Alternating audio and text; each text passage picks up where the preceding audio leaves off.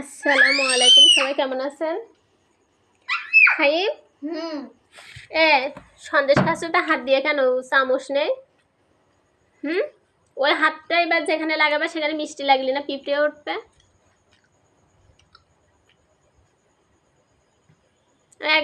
একদিন বলেছি না হাত ধুয়ে খাবা, তারপরে যে জিনিসটা চামচ দিয়ে কেটে খাবা সেটা চামচ দিয়ে খাবা। আমি তো চামচ দিয়েছি, তুমি হাত দিয়ে খাচ্ছ কেন?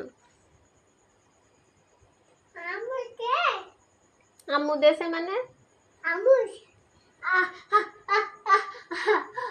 নাইম দেখো দিন, নাইম কি করে। নাইম এই এতটুকু ছেলে তো ও হাত দিয়ে খাবে না।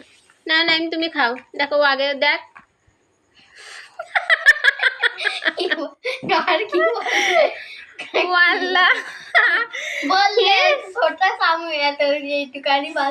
নাইম কি করলে হ্যাঁ আর মুখ রাখলে না তো। এবার দেখো ওই দেখো হাত দিয়ে থুই দিয়েছে।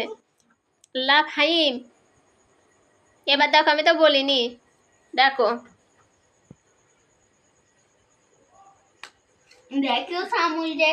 তোমার দেখি দেখি অভ্যাস, তোমার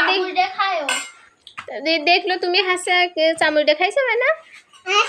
আর তুমি তুমি হাত দিয়ে খেয়ে আইছো বলে ওই দেখি পার ওই করলো।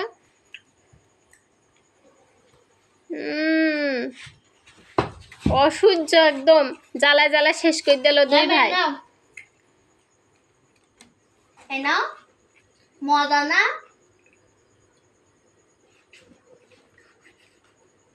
বেকারি বড় ভাই হাতে খায়ও।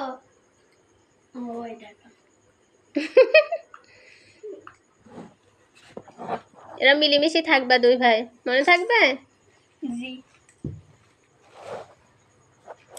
সব সময় ছোটদের দিয়ে খেতে হয়, তাহলে কি হয় বলে দিন, ওদেরও একটা আন্তরিকতা হয়।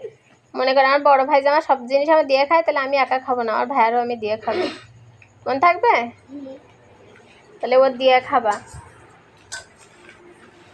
না, একটু দিয়ে খালি একটু কম কম করে হবে, তাই কি তাতে আল্লাহ সন্তুষ্ট হবে, বুঝছো? দুই ভাই মিলেমিশে থাকবে, আর দিতে হবে না, তুমি খাও। খাবেও পড়ে গেছে যা।